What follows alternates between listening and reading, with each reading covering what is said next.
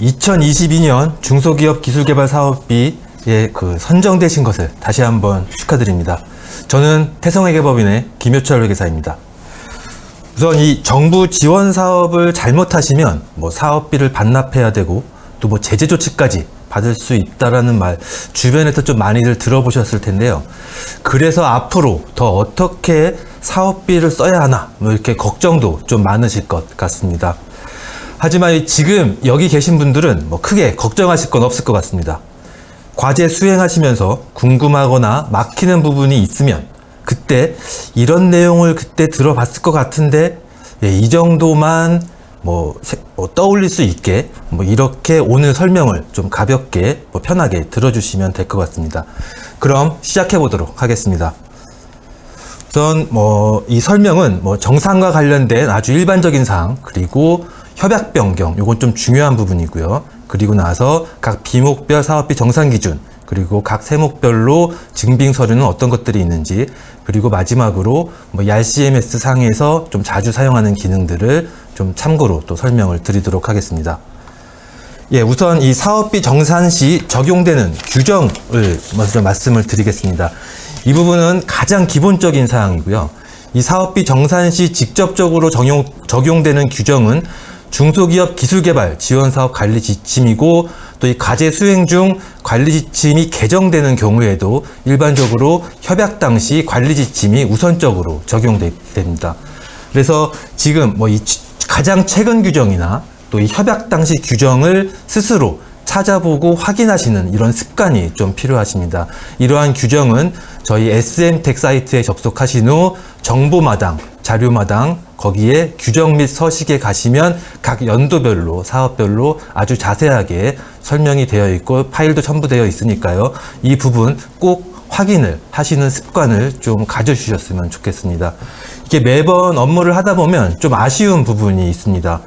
그래도 이 정부 사업이라는 게 국민의 세금으로 지원되는 사업비인데, 그러면 그만큼 최소한 지켜야 되는 규정이다, 이 정도로 이걸 생각을 해주셔야 되는데, 이 부분을 이렇게 잘 안 보시는 분들도 상당수가 있습니다.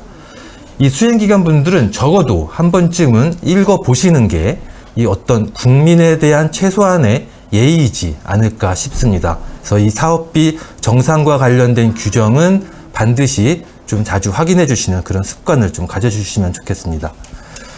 다음은 사업비 정산과 관련된 절차입니다. 과제 시작부터 종료, 그리고 최종 정산까지의 절차가 현재 화면에 좀 보여지고 있고요.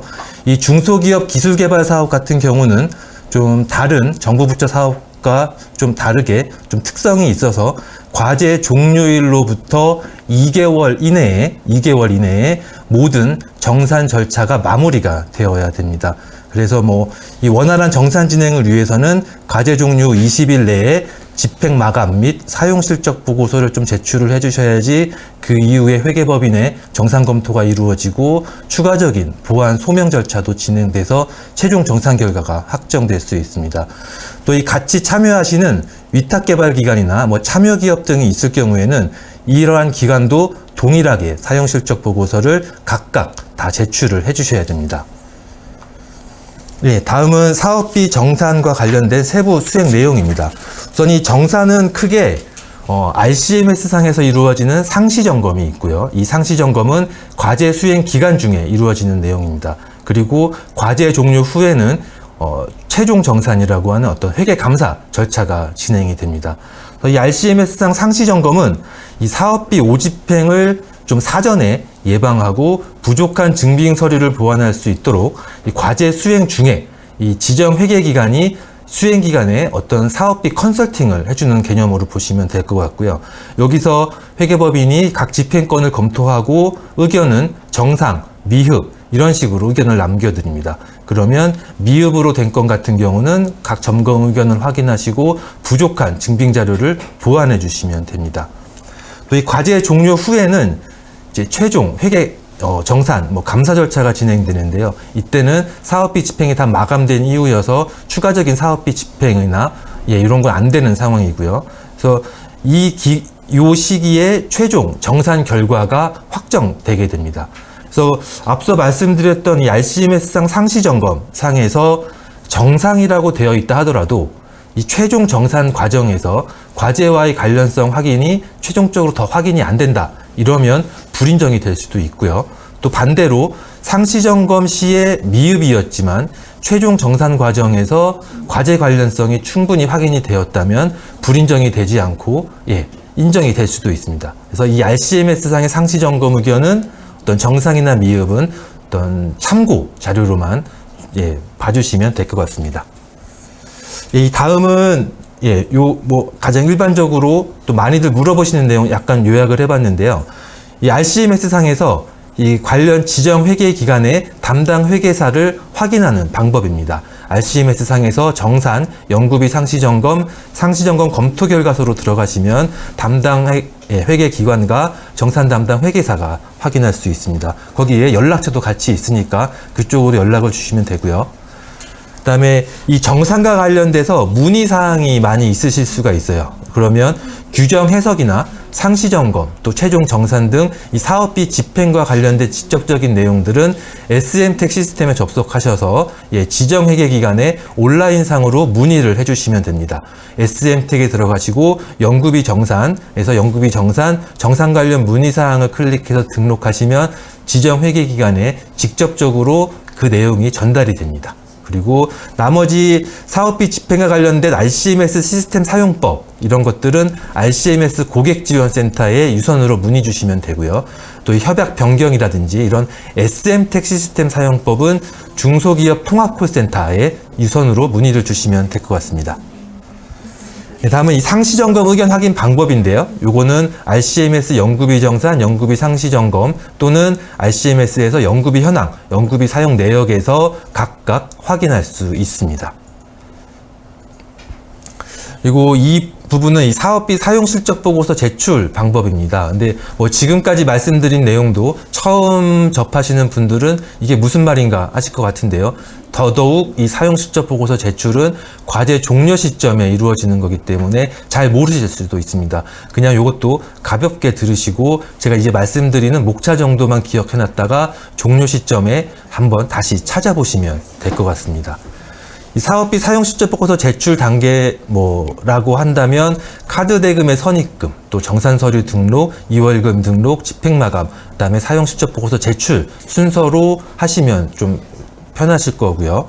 이 내용을 하나씩 말씀드리면 사용 실적 보고서 제출 방법은 이 중에서 이제 카드 대금 선입금, 카드 대금 결제일이 도래하지 않아서 집행 마감이 어려운 경우에 좀 사전적으로 빨리 마감을 시키는 방법입니다.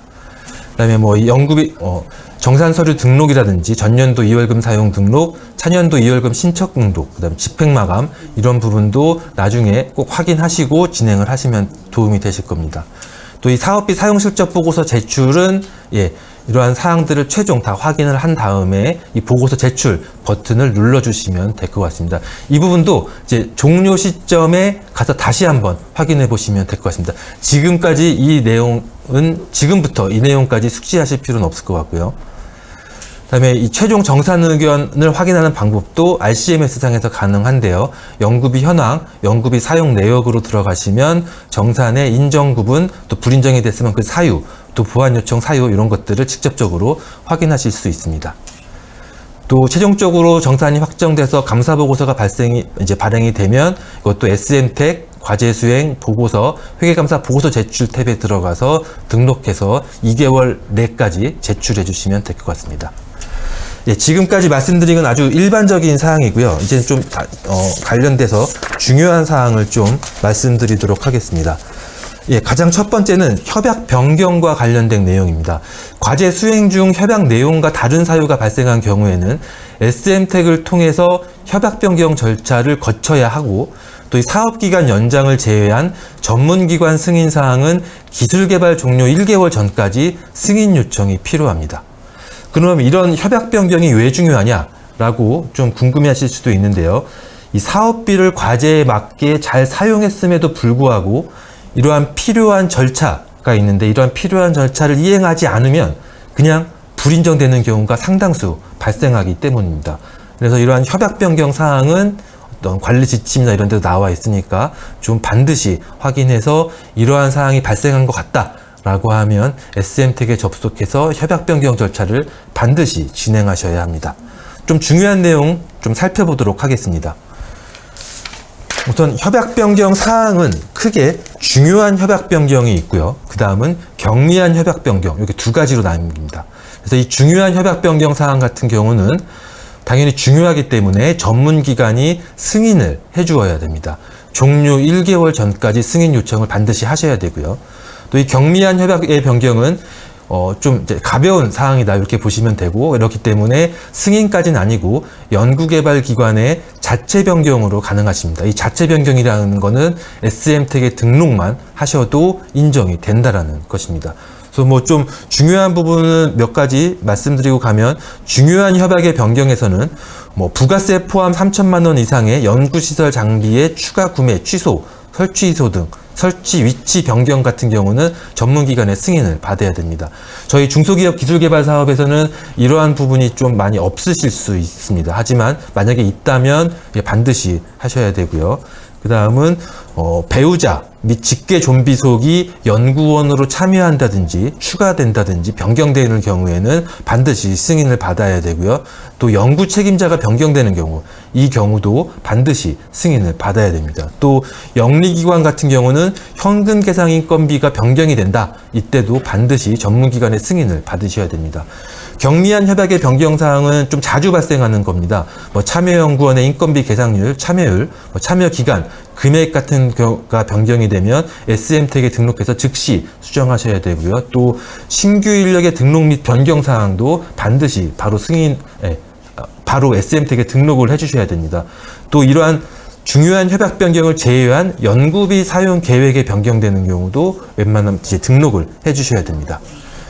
다음은 이 예산의 변경도 협약 변경 중에 하나입니다. 이 예산 변경과 관련돼서 좀 중요한 부분 먼저 말씀드리면, 이제 보시면 이제 연구시설 장비비의 변경은 이제 여기 있는데, 여기서 이제 승인 통보사항에 보시면 승인 사항으로 나옵니다. 이거는 아까 말씀드렸던 3천만 원 이상의 장비에 대한 변경의 경우의 승인이고요.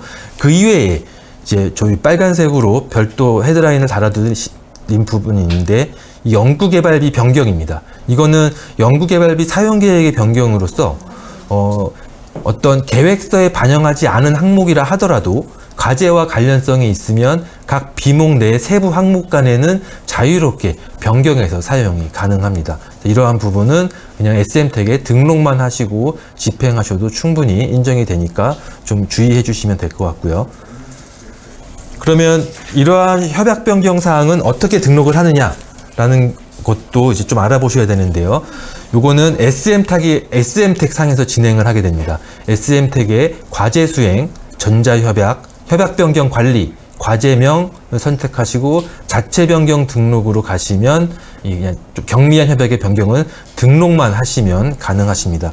세부적인 절차는 나중에 이런 사항이 발생하면 이 자료 참고해서 진행해 주시면 될 것 같고요. 다음은 좀 중요한 사항입니다. 이 변경한 부분에 대해서 전문기관의 승인이 필요한 부분이고요. 이 부분도 SM택 과제 수행, 전자협약, 협약 변경 관리, 과제명에서 이제 변경 승인 등록을 가시고 이제 진행을 해주시면 되고요. 이때 협약 변경 승인 사항은 한 건 이상이 동시에 처리가 불가합니다. 그래서 한 건씩 하셔야 되고요. 이 한 건이 완료되지 않으면 다른 변경 승인권도 진행되지 않습니다. 그래서 하나씩 된다라는 거에 좀 주의해 주시면 될 것 같습니다. 그래서 이러한 중요한 변경 사항 같은 경우는 이 등록하실 때 반드시 첨부해야 될 서류들이 있습니다. 증빙을 해야 되고요. 이러한 서류도 여기 지금 보여드리는 화면 자료를 좀 참고하셔서 해당 사항 발생을 하면 그때 참고로 이제 반드시 이제 등록을 해주시면 될 것 같습니다. 이제 다음은 이제 뭐 실질적으로 가장 궁금해 하셨던 부분일 수 있습니다. 각 사업비의 정산 기준에 대해서 좀 말씀을 드리겠습니다. 우선 사업비의 구성은 크게 뭐 8가지 항목으로 좀 볼 수가 있는데요. 인건비, 학생인건비, 연구시설 장비비, 연구재료비, 그리고 연구활동비, 연구수당, 위탁연구개발비, 간접비, 이렇게 크게 8가지로 보시면 될 것 같습니다.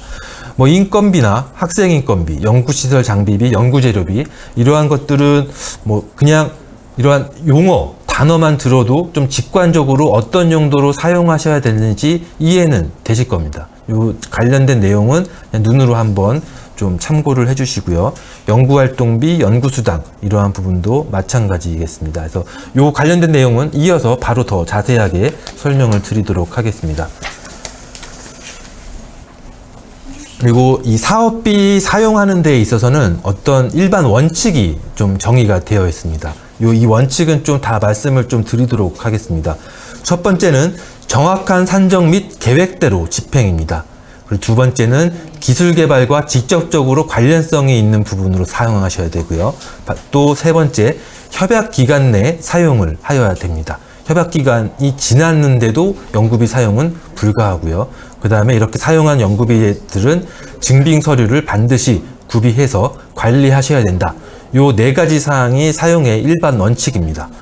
요 내용들을 이렇게 쭉 보시면 뭐 당연히 연구비 쓰는데 이렇게 사용해야 되지 않을까라는 생각이 드실 수 있습니다. 또 실제로 내용을 한번 읽어보셔도 뭐 상식선에서 충분히 이해할 수 있는 내용입니다. 하지만 너무나 일반적이고 당연하다는 내용이다 보니까 수행기관 분들이 가끔씩 간과하시는 부분도 좀 많이 있습니다. 그래서 이런 네 가지 원칙을 다 외우시지 말고요. 저는 이 네 가지 원칙이 그냥 딱 두 글자만 생각하면 충분히 다 기억하고 유의하실 수 있을 거라고 생각합니다. 저는 그 두 글자를 항상 상식이라는 말로 좀 설명을 드리고 있는데요. 과제와 관련돼서 이 연구비를 써야 되냐 말아야 되냐 라는 게 고민이 되시고 의문이 드실 때는 상식적인 수준에서 이 과제와 관련성이 있는지, 증빙은 다 갖춰줄 수 있는지 이런 것들을 생각하고 집행하시면 큰 문제 없이 무리 없이 충분히 사업비 사용하실 수 있습니다. 그 다음은 사업비 사용과 관련된 제한사항이라고 여기 적어드리긴 했는데 이것도 좀 반드시 설명을 좀 먼저 드릴 필요가 있을 것 같습니다. 우선 사용 방법의 제한입니다. 사업비는 주관기관의 책임자의 발의하에 사용함이 원칙입니다. 이 부분은 어떤 반드시 책임자가 품위 올리고 해야 되냐라고 하면 좀 그렇다기보다는 이 과제에 관련돼서 사용되는 비용이 맞는지, 이 과제 이외의 비용이 회사에서 지출되는 건 아닌지 그런 내부 통제를 보기 위한 목적이고요. 그래서 과제 책임자가 발의하에 사용하는 것을 원칙으로 하고 있습니다. 또 이 사업비는 신용카드 그리고 계좌이체로만 사용해야 되고요. 직접적인 현금 사용은 불인정의 대표적인 사례입니다. 또 이 RCMS를 통해서 실시간으로 집행을 되기 때문에 이 집행 내역 및 증빙 서류는 등록해야지만 사업비가 집행되게 됐습니다. 또 이 다음은 사용 범위의 제한입니다. 이거는 그냥 읽어드리면 동일과제 수행기간 간 또 인적 물적 구분이 곤란한 기업 간, 대표자가 동일한 기업 간에는 사업비 현금 거래가 금지가 되고 있습니다. 여기서 말하는 현금은 계좌이체나 이러한 RCMS상의 거래를 말하게 됩니다. 여기 딱 보시면 좀 봐도 하시면 안 될 거라는 생각이 드실 거예요. 특수관계자 간의 거래는 불인정입니다. 불가피한 경우에는 반드시 전문기관의 사전 승인을 받고 집행을 하셔야 됩니다. 그 다음에 이 영리법인의 경우에는 관세, 부가가치세 이런 것 같이 사후 환급이나 공제를 받을 수 있는 금액은 집행금액에 포함돼서는 안 됩니다. 이 부분을 좀 초기에 잘 이해를 못 하시는 부분이 있는데 요거는 그 내용 이유를 좀 설명을 드리면 영리기업 같은 경우는 과세사업 또 이 계속 영리의 목적으로 활동을 하고 있기 때문에 어떤 영리법인에서 세금계산서를 매입세금계산서를 받고 집행한 내역들은 당연히 부가가치세 환급을 받으실 수 있습니다. 그렇기 때문에 이 사업비에서는 집행을 하시면 안 되는 거고요. 그래서 또 어떤 경우가 있냐면 법인에서는 어떤 세무상의 리스크를 관리하기 위해서 회의비, 그러니까 식대 같은 경우는 복리후생비나 식대 같은 경우는 매입세를 환급받지 않는 경우가 있습니다. 하지만 그거는 회사의 정책적인, 세무상 정책적으로 환급을 안 받는 것이지 이 과제와 관련돼서 사용이 됐다라고 하는 거는 어떤 접대비성 성격이 전혀 아닙니다. 식대는. 그렇기 때문에 환급 받을 수 있음에도 안 받는 거는 회사의 정책인 거고 환급 받을 수 있는 것들은 모두 다 사업비에 포함시키시면 안 됩니다. 그 다음에 이 사업비 사용 업종 제한이 있는데요. 주점, 상품권, 목욕탕, 뭐 골프장 이런 것들은 당연히 안 되겠죠. 이런 데서는 연구비 카드 사용하시면 안 되겠습니다. 예. 좀 더 구체적으로 이제 각 비목별로 좀 들어가 보겠습니다. 첫 번째는 인건비입니다.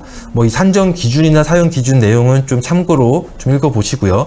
인건비는 세전 총액 금액에서 인건비 계상률, 예전엔 참여율이었는데요. 인건비 계상률과 참여 기간만큼 반영된 금액을 사업비에서 현금으로 지원하는 걸로 이해하시면 되겠습니다. 그래서 이러한 것들은 참여연구원 변경 및 인건비 계상률을 조정해서 인건비를 사용한 경우에는 이 SM택 종합관리 시스템에서 반드시 수정, 등록을 해주셔야지만 인정을 받으실 수 있습니다.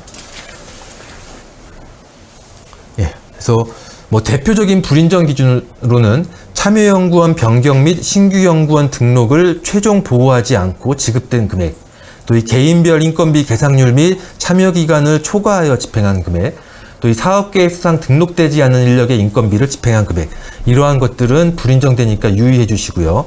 또 자주 묻는 질문들도 좀 정리를 해드렸으니까 참고를 부탁드리겠습니다. 그래서 좀 먼저 또 말씀드리고 싶은 거는 현금 인건비 같은 경우에는 집행을 두 가지 방법으로 할 수 있습니다. 첫 번째는 RCMS에서 참여연구원 계좌로 직접 지급하실 수도 있고요. 두 번째는 수행기관에서 참여연구원에게 급여를 자체적으로 지급한 경우에는 이 RCMS상에서 회사 계좌로 자계좌로 이체해서 집행하는 이 두 가지를 인건비의 경우에는 선택해서 집행할 수 있습니다.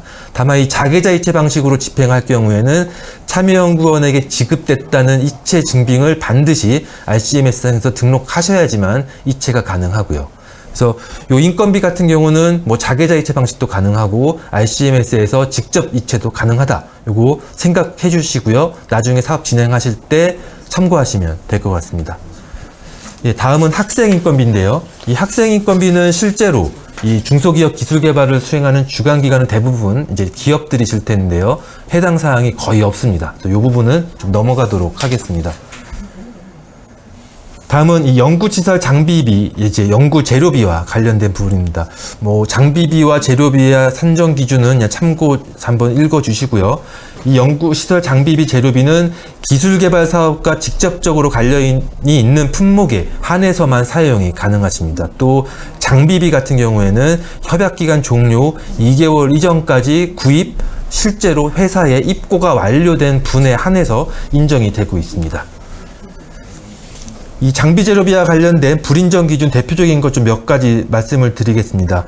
연구개발 기간 종료 2개월 전까지 구입 완료되지 않은 시설 장비 금액이고요. 그 다음은 전문기관의 승인이 필요한 3천만 원 이상의 연구시설 장비비가 변경되는데도 승인 없이 집행한 경우, 또 연구개발 과제 수행과 관련 없는 관련이 직접적으로 없는 장비에 대한 임차료도 불인정이 됩니다. 또 주관기관, 공동기관, 위탁기관 간 상호 간 거래 금액, 이런 것도 그냥 승인 없이 쓰시면 불인정이 됩니다.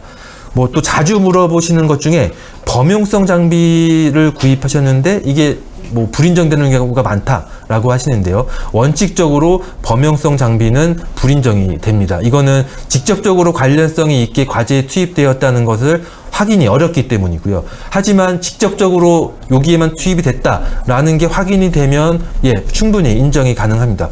그러면 여기서 직접적인 관련성은 어떻게 확인을 하는 거냐? 어떻게 증빙을 해야 되는 거냐? 라는 질문이 많으신데요.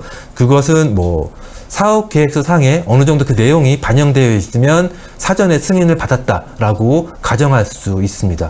하지만 사업계획서에 반영되지 않은 경우도 상당수가 있고요. 이러한 경우에는 연구 노트에 충분히 그 장비가 사용되었다는 내용이 확인이 되면 정상 과정에서도 충분히 인정될 수 있으니까 연구 노트도 이제 뭐 필수적으로 당연히 작성하셔야 됩니다. 연구 노트도 잘 사용, 기재하시는 습관을 가장 가져주시면 될 것 같습니다.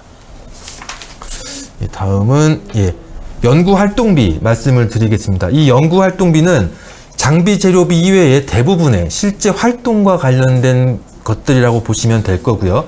그래서 실제로 항목도 다양하게 참 많습니다. 뭐 지금 말씀드리면 외부 전문 기술 활용비, 회의비, 초과 근무 식대, 연구실 운영비, 출장비 등등등 되게 많은데요. 이러한 내용 한번 꼭 관리 지침 찾아보시고 지금 제가 드린 자료에서도 한 번씩 읽어봐 주시면 될 것 같고요. 그래서 여기서는 대표적으로 여비 같은 경우에는 해당 기관이 정한 여비 지급 기준에 따라서 품위 절차를 거쳐서 집행하시면 되고요. 이 출장 품위서에는 출장 기간, 목적, 출장지, 인원, 금액, 산출 내역 등이 반드시 증빙으로 첨부가 되어야 됩니다. 여비 지급 기준이 별도로 없는 경우에는 실비 정산으로 정산이 이루어지고요. 그다음에 연구실 운영비, 영리기관의 경우에는 영리기관일 경우입니다. 연구실 운영비는 연구실 운영에 필요한 소모성 비용은 사용이 불가함이 원칙입니다. 그리고 이 사무용 기기 및 사무용 소프트웨어에 소요되는 비용, 또 연구실 랜당방, 청결, 환경 유지 비용을 계산하려는 경우에는 계획서에 사전적으로 연구 운영비 활용 관리 계획을 첨부해서 평가 시 인정을 받아서 계획서에 사전 제출된 경우에 한해서만 사용하실 수 있습니다. 여기서 또 이 소모성 비용이라고 해서 막 볼펜도 안 되냐 라고 생각하실 수 있는데요. 그런 건 아니고요. 이 사무용품비는 이와 관계없이 계획서에 없어도 충분히 사용 가능하십니다. 그 다음은 불인정 기준 대표적인 걸로 회의비 참 많이 나오는데요. 회의비 한번 살펴보겠습니다.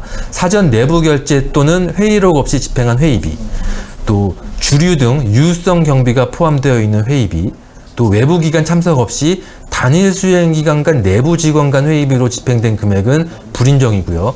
또 이 중소기업 기술개발 사업 같은 경우에는 1인당 일식 3만 원을 초과해서 집행하시면 안 됩니다.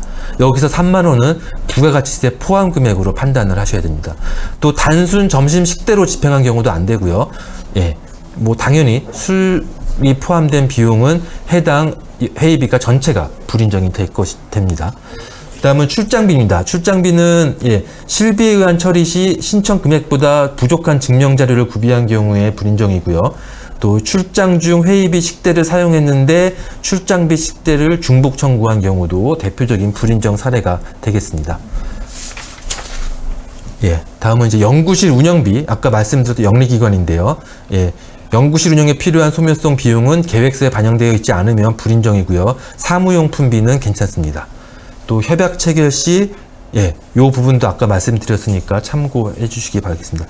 또 마지막으로 정말 소소하게들 불인정이 나오는 경우인데요. 신문 구독료, 명함비, 세차비, 피복비, 주유비, 범칙금, 과태료 이런 기관 운영성 경비는 당연히 연구비로 사용하실 수 없고요. 또 연구개발 과제 수행과 직접적으로 관련이 확인할 수 없는 전기료, 수도료, 가스료, 이동전화요금 같은 공과금도 사용하실 수 없습니다.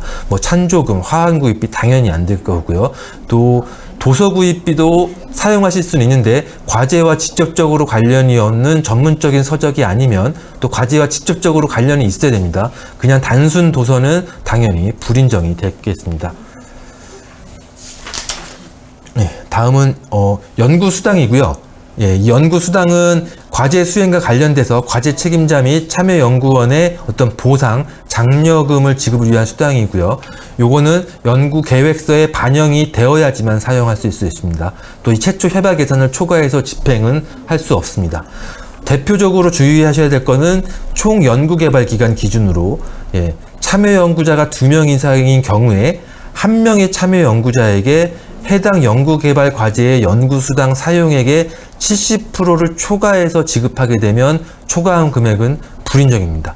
그러니까 책임자 1명이 연구수당 다 가져가면 안 된다. 이렇게 쉽게 이해하시면 되겠습니다. 관련해서 증빙 서류나 불인정 기준 이런 것들은 좀 관련 자료를 참고해 주시면 될 것 같습니다. 여기서 또 하나 좀 주의하실 게 직접비 집행 비율이 20% 이상을 요 차이가 나게 되면 그러니까 직접비의 총 집행을 80%를 다 못했는데 연구수당 100% 집행했다라고 하면 그 차이 비율만큼은 불인정이 되니까요. 요 부분도 주의해 주시기 바랍니다.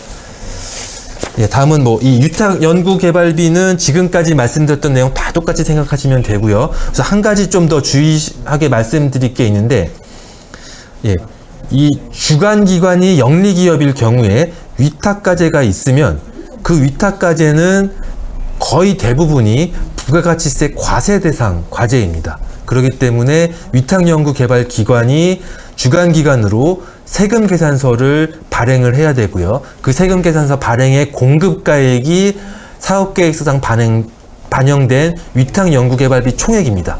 공급가액으로 해서 발행을 하고 추가적으로 부가가치세가 포함해서 주간기관이 그 대금을 부가가치세만큼 따로 위탁기관에 주셔야 되고요. 위탁기관은 그 받은 걸로 신고 납부하고 주간기관은 자기가 부담한 것만큼은 부가가치세 신고를 통해서 매입세액공제로 환급을 받으셔야지 됩니다. 그 다음은 간접비는 우선 좀 참고 그냥 해주시면 되고요. 이 간접비도 최초 협약 예산을 초과해서 집행 당연히 불가하고요. 또 영리기관 같은 경우에는 기관의 공통운영비로 통합관리 사용이 아예 안 됩니다.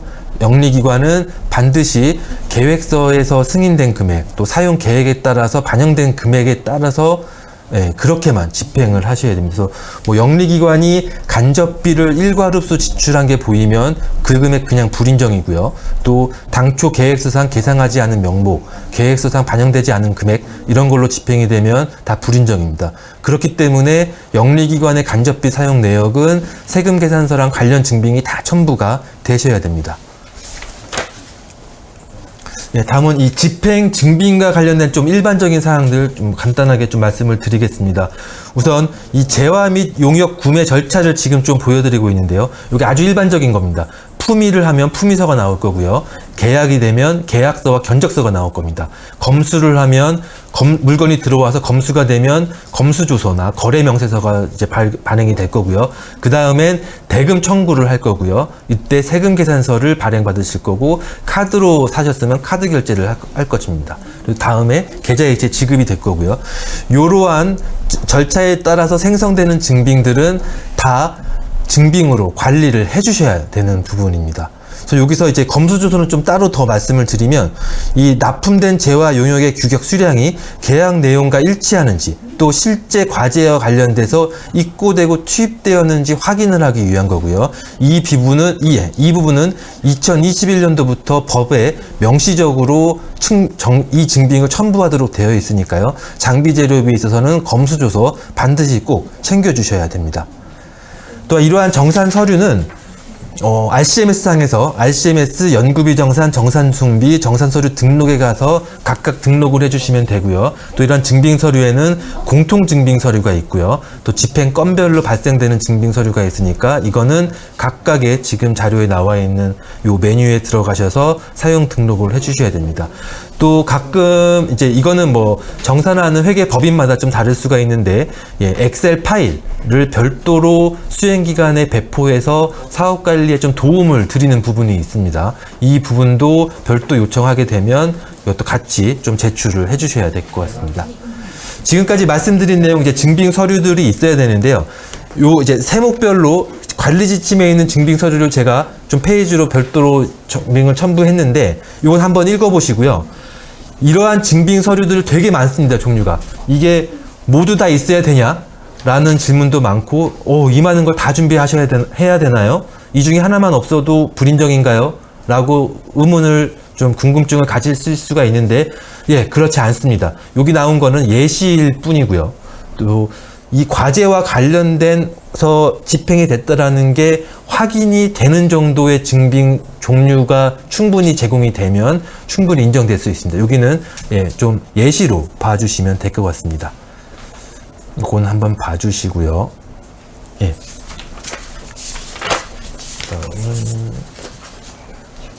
지금 주로 뭐 질문이 좀 많이 들어오는 것 같은데요. 아까 검수조서 좀 말씀드렸는데 그냥 샘플로 보여드린 거고요. 이런 식으로 작성하시면 되고, 꼭 이 양식이 아니고 이런 내용만 들어있으시면 됩니다. 또 건강보험 사업장 가입자 명부 발급받는 거 모르시는 분들도 계실 것 같아서 참고로 좀 넣어드렸고요. 그 다음은 요 참고사항입니다. 이 부분은. RCMS 상에서 이 증빙 파일을 등록하고 수정하고 보완하는 거에 대해서 어디서 해야 될지 처음에는 모르실 수 있어요. 그래서 뭐 가장 첫 번째로 증빙 파일, 문서 수정하는 방법입니다. 요거는 연구비 이체를 실행하기 전에는 RCMS에서 연구비 사용 실행에서 수정 버튼을 클릭하시면 되고요. 나중에 기억하셨다가 이 자료 보고 따라 하시면 됩니다. 근데 연구비가 이미 집행이 되고 났다라고 했는데 어떤 보완 의견이 나와서 보완을 해야 된다라고 하면 RCMS에서 연구비 현황, 사용 내역, 증빙 파일 수정 버튼을 클릭해서 등록해 주시면 됩니다. 또 이 부가가치세는 왜 집행하시면 안 되는지 아까 설명드렸고요. 그래서 이 부분은 복원을 계속 해주셔야 됩니다. 그래서 복원을 하든지 공급가액만 RCMS상에서 집행하고 부가가치세는 따로 회사가 직접적으로 이체하든지 두 가지를 선택하실 수 있습니다. 이 모든 부가세까지 포함해서 RCMS상에서 집행을 했다면 RCMS에서 연구비 취소 부가세 복원 메뉴로 들어가셔서 부가세 복원을 반드시 진행을 해주셔야 됩니다. 그다음에 뭐 가끔 이것도 이제 뭐 비목을 잘못 선택하셨을 수도 있어요. 이때는 연구비 기간 과제 기간 중이라고 한다면 연구비 사용 결과 내역 수정하고자 하는 집행권 선택하셔서 비목 수정 버튼 누르면 관련 비목 변경 가능합니다. 과제 기간 중에 가능합니다. 그다음에 참여연구원 변경도 여기서 다시 한번 말씀드리는데 이 부분에서 불인정이 많이 나옵니다. 그냥 실수예요. 예. 근데 이러한 실수를 좀 다시 한번 하지 마시라는 차원에서 넣어드렸고요. 이건 SM택 상에서 협약 변경 관리로 가셔서 꼭 참여연구원 변경, 인건비 계산률 변경은 그때그때 등록해서 가주시면 될 것 같습니다. 예, 요 다음 두 페이지는 정말 자주 묻는 질문들을 좀 요약해서 보여드린 거니까요. 이건 좀 참고해서 계속 이제 기억하셨다가 보시면 될 것 같습니다. 그러면 또 이어서 좀 질문 사항이 많이 들어온 것 같은데요. 좀 대표적인 거 몇 개만 좀 해서 하겠습니다. 첫 번째 질문입니다. 이 국가연구개발혁신법에 따라서 영리기관이 사무용품비를 계상하고 사용할 수 있나요? 라는 질문이고, 이 질문은 좀 과제를 많이 수행해 보셨던 기관이신 것 같아요. 국가연구개발혁신법의 내용을까지 아시는 것 같은데, 아까 말씀드렸듯이 영리기관의 연구실 운영비는 계획서에 반영되어 있지 않으면 사용하실 수 없습니다. 하지만 그 계획서에 반영되는 거는 냉난방기라든지 뭐 이러한 좀 자산성이 있는 범용성 물품이고요. 단순 사무용품은 사무용품비로 사용하실 수 있습니다. 대표적인 게 볼펜, 복사용지 이렇게 소모성으로 사용하실 수밖에 없는 사무용품비는 사용 가능하십니다. 또 이 과제의 정산 수수료는 얼마나 계상하면 되나요? 라고 질문 주셨는데요. 요거는 아마 SM택 상에서도 정보를 확인하실 수 있을 거고요. 요거는 수수료 단가표가 별도로 있습니다.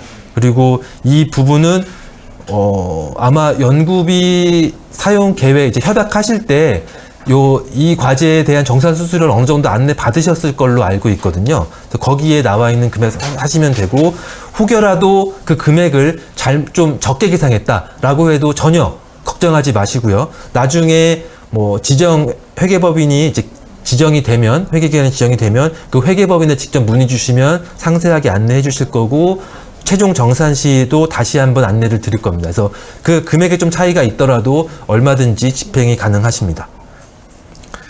그 다음은 4대 보험이 가입되지 않는 인원의 연구비 집행이 가능한가요? 라고 질문이 주셨는데요. 아마 이 부분은 그냥 계약직으로 단순 알바이실 것 같아요. 그냥 계약직도 4대 아무리 계약직 알바라고 해도 그쵸. 뭐 60일 이상 계속적으로 근무를 하게 되면 4대 보험을 당연히 가입해 주셔야 됩니다. 하지만 이 질문에 대해서 답을 드리면 안 되십니다. 4대 보험 가입이 기본적으로 확인이 돼야지 그 기관에 소속된 연구 인력으로 보기 때문에요. 연구비 집행 안 될 것 같고요. 또 단순히 알바를 이 연구비로 연구 인력으로 활용한다라는 것도 좀 상식적인 선에서 이해가 되지는 않습니다. 하지만 뭐 진짜 외회적으로 이런 경우도 있습니다. 단순히 뭔가 자료 조사라든지 이런 게 필요해서 진짜 단기간에 뭔가 이런 게 필요하신 경우도 있어요. 그냥 단순히 알바. 그때는 인건비가 아니라 연구활동비의 수수료 쪽으로 과제와 관련성이 인정이 되면 충분히 집행이 가능하십니다. 예, 다음은 국내 여비 사용 시 4명이 출장을 갔다. 근데 이 4명이 개인별 카드 사용 내역서 또는 현금 영수증 처리가 가능한가요? 라고 문의를 주셨고요. 카드를 사용했다. 그래서 보니까 법인 카드를 못 가져가신 것 같아요. 이 4명이 출장이 갔는데, 그래서 개인 카드를 사용했고 이게 출장비 처리가 가능하냐라는 부분인데요. 이 국내 여비 같은 경우는 가장 우선적으로 적용이 되는 그 여비 기준은 수행기간의 자체 기준입니다. 수행기간의 자체적인 기준에 4명, 뭐 이렇게 출장자들의 어떤 여비를 개인 카드로 사용해서 정산을 해준다라는 게 인정이 된다고 하면 충분히 사용 가능하시고요. 그러면 이럴 때 사업비를 어떻게 집행하느냐라는 게 이제 또 궁금증이셨을 것 같아요. 예. 연구비 카드를 사용했으면 RCMS상에서 직접 이체가 됐겠지만 개인 카드는 집행 등록이 안 되기 때문에 어떻게 집행하느냐라는 질문이셨던 것도 같은데 그 부분은 자계자 이체라는 것으로 가능합니다. 특히 또 이 국내 여비에 한해서는 자계자 이체가 집행 가능한 항목으로 지금 비목이 분류가 되어 있습니다. 그래서 사용이 가능하다. 단 과제와 관련돼서 가져야 되고요. 출장 품위서나 내역에 이 출장자들 당연히 연구 인력이셔야 됩니다. 이런 사전 전제는 지켜주시면 사용이 가능합니다. 그래서 지금 여기서 또 방금 말씀드린 게 자계자이체라는 걸 제가 말씀을 드렸는데요. 이 사업 진행하시다 보면 자계자이체를 하실 수밖에 없는 상황이 발생합니다. 그때는 RCMS 상에서 직접 이체가 아니라 저희 수행기관 법인 계좌를 통한 자계자이체가 가능한데요. 그게 허용이 되는 비목도 있고 허용이 되지 않는 비목도 있습니다. 허용이 되지 않는 비목에는 의 경우에는 반드시 전문기관 담당 간사님의 승인을 받고 집행을 하셔야 됩니다. 이 부분 자계자이체 관련 항목도 관리지침의 내용이 나와 있으니까요. SM택 정보마당에 들어가서 꼭 확인을 해주시기 바랍니다. 다음 질문은 연구원 식대 1만원 한도 인정으로 그 이상은 불가능한가요? 불가합니다. 중소기업 기술개발 사업은 안 되십니다. 반드시 야근 식대일 경우만 가능하고요. 초과 근무 식대일 경우만 가능합니다. 평일 점심 식대 안 되고요. 반드시 1만원 한도만 인정이 됩니다. 이 1만원 한도도 부가가치세 포함 금액으로 판단을 하셔야 됩니다. 실제 집행은 공급가액이 9,090원이 되겠지만 한도는 부가가치세 포함으로 1만 원이다. 이렇게 보시면 되겠고요. 출장 중 주차료를 연구비로 사용이 가능한가요? 이것도 정말 많은 질문이 오는데요. 가능은 하십니다. 이것도 사전 전제 조건은 있어요. 과제와 관련된 회의에 참석했는데 거기서 발생한 주차비다. 이러한 것들이 사전에 당연히 확인이 되셔야 됩니다. 출장 품위서가 있든지 또는 회의비와 관련된 이런 것들 당연히 붙어야 되고요. 하지만 출장 중에 주차료를 연구비 카드로 결제하게 되면 업종 제한 항목에 걸리기 때문에 이 부분은 자계자이체 항목으로 가시든지 하셔야 되고요. 출장비에 포함해서 결제하셔도 회사 여비 기준에 있으면 다 집행이 가능하십니다. 그 다음은 외부 기관과 평일 점심 식사 시 회의비가 불인정인가요? 요거는 그냥 단순 식사만 했으면 불인정입니다. 하지만 회의를 하고 이 회의와 관련해서 식사를 했던 거면 회의록이 첨부가 되고 그 회의와 관련된 식사라고 하면 평일 점심이라고 불인정되지는 않습니다. 그러니까 회의도 안 했는데 그냥 내부 직원들끼리 식사했다라는 게 불인정이라는 거고요. 또 참여 기간 없이 단독 기간으로 사업을 수행 중인데 내부 인원만의 회의비 집행은 불인정인가요?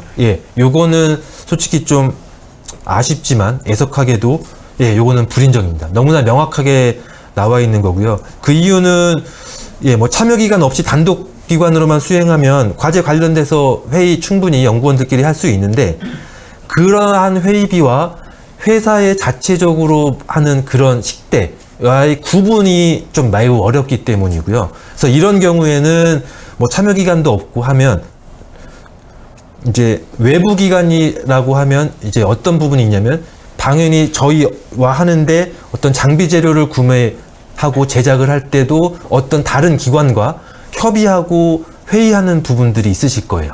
예. 그런 기관들과 회의를 하고 식사를 하시면 회의비 집행은 가능하십니다. 그리고 뭐 품위서를 기한으로 대신해도 되나요? 예. 요것도 아까 이제 뭐 세목별 증빙 서류를 저희가 애시적으로 좀 보여드렸는데, 예, 관리 지침에도 내용이 있고요. 거기에 뭐 품위서 이런 내용이 있습니다. 근데 이거는 명칭은 그냥 예시일 뿐입니다. 어떤 과제 책임자, 회사의 내부 통제상으로 이러한 비용을 과제와 관련돼서 집행할 테니 승인을 해주세요. 라는 그런 통제 절차가 있는지를 보기 때문에, 예, 기한서로 대신하셔도 되고요. 지출 결의서로 대신하셔도 됩니다. 단 그러한 내용이 어떤 내용으로 쓸 거고 그게 뭐 발의자, 여구 책임자와 최종적으로 대표이사의 승인을 받았느냐, 그 내용 확인을 하기 위한 거고요. 그렇기 때문에 품위서를 기한서로 충분히 대신하실 수 있습니다. 예, 뭐 여기까지 좀 뭐 실시간으로 질문해 주신 부분 설명을 좀 답변을 드렸고요. 뭐 추가적인 질문은, 예, 뭐 따로, 예, 뭐 이렇게 문의 메일 주셔도 되고요. 뭐, 예, 안내 주시면 또 설명을 드리도록 하겠습니다. 예, 뭐 좀 시간이 오버된 것 같긴 한데 많이 도움이 되셨으면 좋았겠습니다. 예, 고생하셨습니다.